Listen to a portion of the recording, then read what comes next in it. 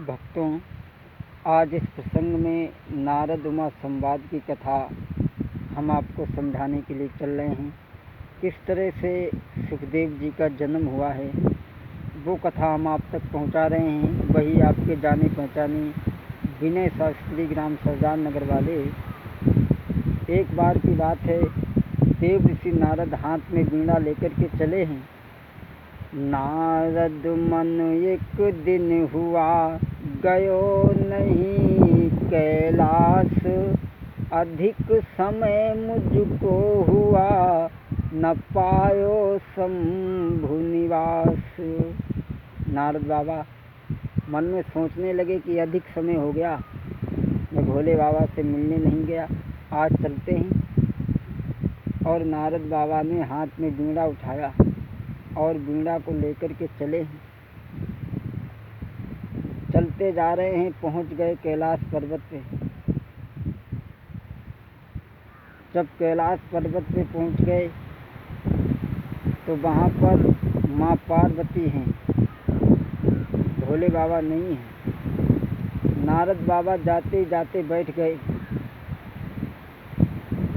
माता के चरणों में और पूछने लगे, माता जी भगवान शिव कहाँ हैं? पार्वती कहने लगी, पता नहीं, नारद कहीं चले होंगे। नारद बाबा कहने लगे, तुम्हें पता नहीं? बोले ना। नारद बाबा पूछने लगे, अच्छा तो एक बात हमें बता दो। कहा, देखो नारद बाबा ने क्या पूछा है और एक बात हम आपको बता दें। नारद का अर्थ है जिनकी कोई बात रद्द न हुई, उन्हें कहते हैं नारद। और नारद जहाँ पहुँच जाते हैं वहाँ झगड़ा करा देते हैं, क्यों? नारद को मज़ा आता है। माता जी से पूछा, माता जी भगवान शिव कहाँ हैं? पार्वती बोली, पता नहीं, नारद क्यों गए हैं। बोले, तुम्हें मालूम नहीं? बोले ना। नारद बाबा कहने लगे, अच्छा जब बताओ, तुम भोले बाबा की मन की बात सभी जनती हो। पार्वती कहने लगी, कैसी बात करते नारद? अरे वो स्त्री नहीं जो अपने मन की बात को न जाने सभी जनती।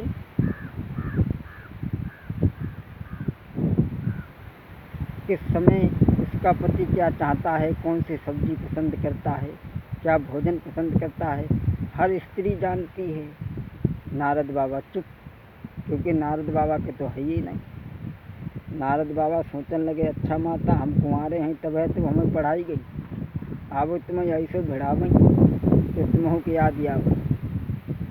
नारद बाबा कहने लगे, अच्छा अगर तुम जानती हो तो हमें केवल जब बताई दो कि भगवान शिव अपने गले में जो माला पहने हैं, मुंडों के माला जो पहने हैं, वो किनके ही मूड हो, कहाँ से आए मूड? पार्वती बोली, नारद जवाब तो हम ना जानते।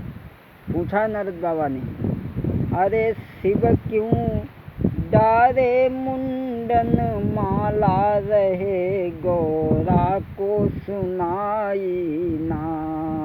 शिव क्यों डारे मुंडन माला रहे गौरा को सुनाई ना। पार्वती कहने लगी, नारद ये बात तो हम नहीं जानते। अब नारद बाबा इतनी बात कह के तो चले गए। इधर भगवान शिव लौट करके आए। अति संक्षेप में हम आपको कथा सुनाते हैं। भगवान शंकर जब वापस आए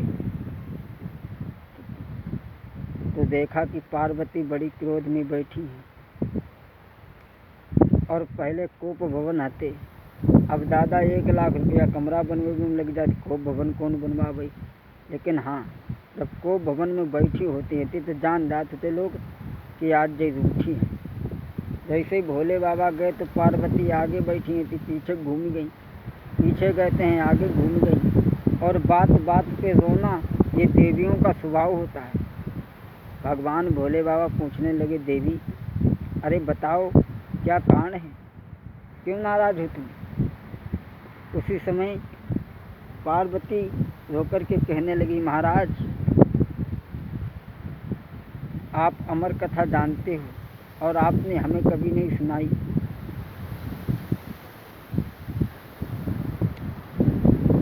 स्वामी अमर कथा ना सुनायो, हमसे करो दुभतियाँ नाय। स्वामी अमर कथा ना सुनायो, हमसे करो दुभतियाँ नाय। पार्वती कहने लगी, महाराज आप अमर कथा जानते हो, आपने हमें कभी नहीं सुनाई। भगवान शंकर कहने लगे, यहाँ कोई आओ तो बोले आए हते नारद बाबा। भगवान शंकर समझ गए कि नारद की लगाई भैया आ गई। पार्वती कहने लगी, महाराज नारद कह के गए हैं कि तुम अमर कथा जानते हो, हमें सुनाओ। भगवान शिव कहने लगे, देवी आज तलक तुम पूछो नाही, का हम तुम्हें सुनाई। अगर कथा सुननो तुम चाहो, तो हम दे सुनाई। स्वामी अमर कथा ना सुनायो, हमसे करो दुभतियाँ नाय। भगवान शिव कहने लगे हैं, अगर ऐसी बात है तो स्नान करो, शुद्ध हो लो, पहले आसन पे बैठो तब कथा सुनाई जाती। उसी समय भगवान भोले बाबा पार्वती को लेकर के जंगल में पहुँचे और डमरू बजाया तो वहाँ से सभी पशु पक्षी भाग गए। भगवान भोले बाबा ने कहा, देवी अब मैं तुम्हें कथा सुनाता हूँ, लेकिन मेरी शर्त है कि जब तक हुंकारा दोगी जब तक कथा चलेगी। हुंकारा बंद तो कथा भी बंद, हुंकारा के साथ में मेरी कथा चलेगी। लेकिन उसी वृक्ष पर एक बांझ तोते का अंडा पड़ा था, इसमें जीव अंश कुछ भी नहीं था। और भगवान भोले बाबा कथा सुनाने लगे। पार्वती 2-4 मिनट तो जगल रही, सोई गई। और जब सोई गई तो कथा का प्रभाव देखिए। लिखा है स्वामी जी ने कि राम कथा कर की नयरंभा, सुनत न साही काममति दंभा। राम कथा कर की नरंभा, सुनत न साही काममति दंभा। हमारे 4 ही प्रकार के दुश्मन हैं। बाहर वालों दुश्मनों को हम जानते भी हैं और उनसे सावधान भी रहते हैं, लेकिन अंदर वाले दुश्मनों को हम जान भी नहीं पाते, धोखा दे जाते हैं। काम क्रोध लोभ मोह अहंकार, ये अंदर के दुश्मन। लेकिन कथा का ऐसा प्रभाव पड़ा, उस बांझ अंडे के अंदर जीव प्रकट हो गया। बच्चा हाँ हाँ करने लगा। जब कथा समाप्त हुई, भोले बाबा ने जयकारा बोला, पार्वती चौंक के बैठ गई। बोली का कथा हुई गई? बोले हाँ हुई गई। पार्वती बोली, महाराज हमने सुनी नहीं। बोले तुमने ना सुनी, फिर कथा सुनी किसने? उसी समय भगवान भोले बाबा ने ध्यान धर के देखा तो वो तोते का बच्चा उड़ चला तो भगवान भोले बाबा उसके पीछे पीछे दौड़े।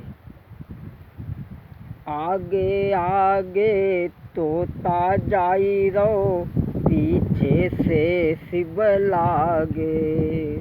कहूँ ठिकानो पान न पायो, सुनो बिनय समुझावे। तुमको रहे सुनाई नाय। बच्चा भागता जा रहा है और कहाँ पहुँचा? व्यास देव की जो पत्नी थी वो छत पर खड़ी होकर के सूर्य नारायण को जल दे रही थी, और जैसे ही ओम शब्द बोला मुँह में प्रवेश कर गया। भगवान भोले बाबा व्यास देव के घर में पहुँचे और उनकी पत्नी जहाँ खड़ी थी वहाँ पहुँचे। उनसे बातचीत जब की तो व्यास देव सोचने लगे कि हमारे घर में पत्नी के अलावा कोई नहीं है, ये दूसरा कौन बोल रहा है। जैसे ही भाग के पहुँचे देखे भोले बाबा। बोले अरे महाराज आप? भगवान शिव कहने लगे तुम्हारे घर में हमारा चोर घुसा है, उसे बाहर निकालो। व्यास देव जी ने काफ़ी प्रार्थना की और कहा प्रभु दुश्मन तुम्हारा एक है, लेकिन अब जाने दो जाएंगे, इसलिए आप क्षमा करें। भोले बाबा ने 12 साल तक इंतज़ार देखा, वो बच्चा बाहर नहीं निकला। और जब नहीं निकला, जब माँ को परेशानी हुई तो व्यास जी ने उनसे विनती की और कहा कि तुम बाहर निकलो, लेकिन उन्होंने अंदर से कहा कि हम निकलेंगे, हमें तुम वचन दो कि संसार की आसक्ति मोह माया हमें न सतावे। कहा ठीक है। और जैसे ही वचन दिया, सुखदेव जी का जन्म हो गया और नार बीमार सुद्धा पश्चिम दिशा की ओर चल दिए। बोल गोविंद भगवान की जय। सुखदेव जी भागते जा रहे हैं, पीछे पीछे उनके पिताजी जा रहे हैं। कहने लगे बेटा रुक जाओ, अब मोह माया है नहीं तो रुके कौन। क्षमा करें, यहाँ से आगे की कहानी आप भाग 2 में सुनेंगे। सुखदेव जी का जन्म हुआ है तो 2 लाइनें बोल लें आप सभी लोग। अगर कोई गलती हो तो माफ़ करें, हम इतने बड़े कोई कलाकार नहीं हैं। अरे आनंदा भई मोरी नंगरी, आजू आनंदा भई, आनंदा भई मोरी नंगरी, आजू आनंदा भई। मैं जमुना जल भरन गई थी, बीचन नदिया झगरी, आजू आनंदा भई, आनंदा भई मोरी नंगरी, आजू आनंदा भई। चाहे नदिया नाचो कूदो, पहिऊ न एकौ दमड़ी, आजू आनंदा भई, आनंदा भई मोरी नंगरी, आजू आनंदा भई। बोलिए गोविंद भगवान की।